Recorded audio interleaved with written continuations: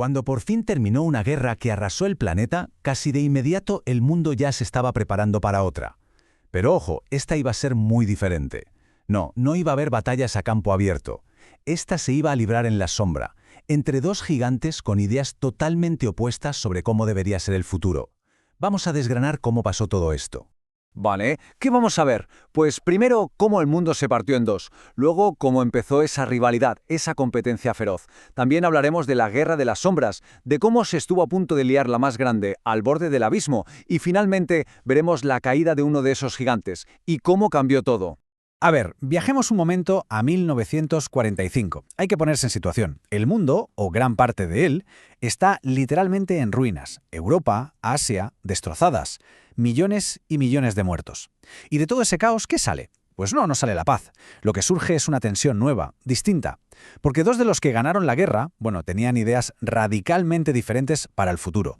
Y claro, con las viejas potencias europeas por los suelos, se crea un vacío de poder tremendo, y en ese vacío solo dos naciones se levantan con fuerza de verdad para llenarlo. Por un lado Estados Unidos, por el otro la Unión Soviética. Y con ellos dos nace lo que llamamos un mundo bipolar.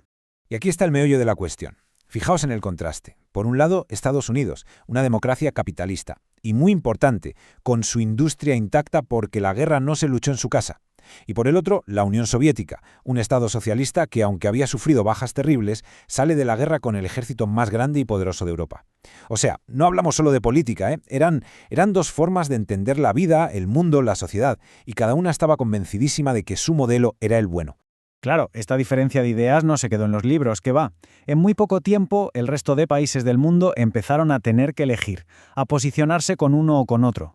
Primero tenemos el bloque capitalista. El líder, como es lógico, Estados Unidos. ¿Y qué defendían? Pues el capitalismo. La idea de la propiedad privada, de que el mercado se regula solo, de la libertad económica de cada uno. La promesa era la prosperidad individual. Y justo en la otra esquina, el bloque socialista, con la Unión Soviética a la cabeza. Su propuesta era el socialismo, o sea, todo lo contrario, propiedad colectiva, nada de mercado libre, sino una economía planificada desde el gobierno y el trabajo organizado socialmente. Aquí la promesa era la igualdad para todos. Mirad, este mapa de la época lo dice todo. Es como si el planeta se hubiera pintado de dos colores. Casi todos los países se vieron, de una forma u otra, forzados a elegir bando. Y esta división, esta fractura, es la que va a marcar la historia del mundo durante los siguientes casi 50 años. Y ojo que no eran alianzas de palabra y ya está, para nada. Esto se formalizó, y mucho. Se crearon pactos militares potentísimos, la OTAN por un lado, el Pacto de Varsovia por el otro. Y también bloques económicos, el Plan Marshall para reconstruir Europa bajo la influencia de EU y el Comecon para los países socialistas. O sea, cada bloque tenía su líder, su alianza militar y su plan económico. La separación era total y absoluta. Vale, y aquí viene la pregunta del millón. Si estaban tan enfrentados, si eran tan opuestos, ¿por qué no estalló una tercera guerra mundial? Porque esa es la clave de todo este periodo. La respuesta es una palabra que lo cambia todo. Nuclear. Ambos bandos tenían armas nucleares.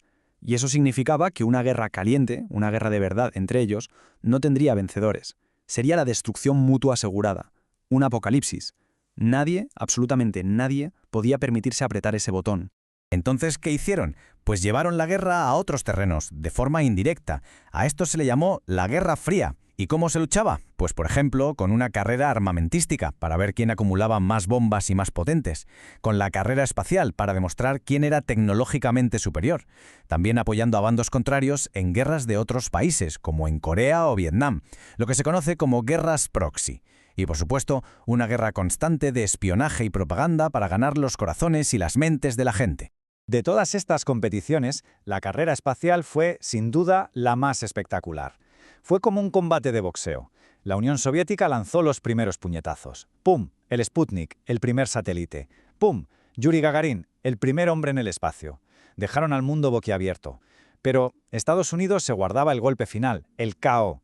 Y ese fue, claro, la llegada a la Luna en 1969. Un momento que se vio en directo en todo el planeta. Pero claro, jugar con fuego, aunque sea de forma indirecta, tiene sus riesgos. Y hubo un momento muy concreto, en el que esta Guerra Fría estuvo a un pelo de convertirse en una guerra muy, muy caliente. Quizás el momento más peligroso de la historia. Y no es una exageración, De verdad. Durante 13 días, en octubre de 1962, el mundo entero contuvo la respiración. El destino de la civilización, literalmente, pendía de un hilo. ¿Y qué pasó? Pues que Estados Unidos descubrió algo terrible. La Unión Soviética estaba instalando misiles nucleares en Cuba. Cuba está a apenas 145 kilómetros de Florida. ¿Qué significaba eso? Que de repente las principales ciudades estadounidenses estaban a tiro de un ataque nuclear directo. La amenaza era inminente y real. Lo que vino después fue, una partida de póker con el destino del mundo en juego. Primero, el descubrimiento con los aviones espía.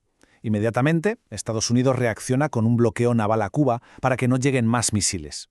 Y ahí se produce el momento de máxima tensión. Barcos soviéticos acercándose al bloqueo estadounidense. El mundo entero pensaba, ya está, aquí empieza todo. Pero al final, en el último segundo, la diplomacia secreta funcionó. Hubo un acuerdo, se retiraron los misiles y el mundo pudo volver a respirar. Bueno, se evitó el apocalipsis por los pelos. Pero la Guerra Fría no terminó ahí, ni mucho menos. Siguió durante décadas, hasta que, al final, uno de los dos gigantes empezó a flaquear. Llegamos a los años 80 y el bloque socialista está en crisis. ¿Por qué? Pues por varias cosas. Por un lado, el gasto militar era brutal, una sangría de dinero para poder seguirle el ritmo a Estados Unidos. Por otro, la gente dentro de esos países quería más libertad, pero también más cosas, bienes de consumo que veían que en Occidente sí tenían. La economía planificada simplemente no daba para más, se estaba agotando. Y una vez que empezaron a aparecer las grietas, el derrumbe fue rapidísimo. En la propia Unión Soviética intentaron hacer reformas, la famosa perestroika y la glasnost, pero en lugar de arreglarlo, aceleraron la caída. Luego, en 1989, el momento icónico, la caída del muro de Berlín. Ese fue el símbolo del fin. Y ya el remate final, en 1991, la Unión Soviética como tal deja de existir, se disuelve. El mundo bipolar había terminado. Se acabó la Guerra Fría, sí. ¿Pero se acabaron sus consecuencias? Para nada. El legado de esa época sigue con nosotros, y mucho. Cosas que usamos todos los días, como Internet o el GPS, nacieron en parte de esa competición tecnológica militar. Pero también nos dejó cosas no tan buenas, claro. Tensiones en lugares que fueron escenario de esas guerras proxy y un montón de armas repartidas por el mundo que siguen causando conflictos hoy. Así que el final de la Guerra Fría no fue solo cerrar un capítulo. Fue en realidad el comienzo de uno nuevo. El comienzo del mundo globalizado y, bastante complejo en el que vivimos ahora mismo. Y esto nos deja como una pregunta final para reflexionar, ¿no? ¿De verdad ha desaparecido esa tensión global, esa lucha entre grandes potencias?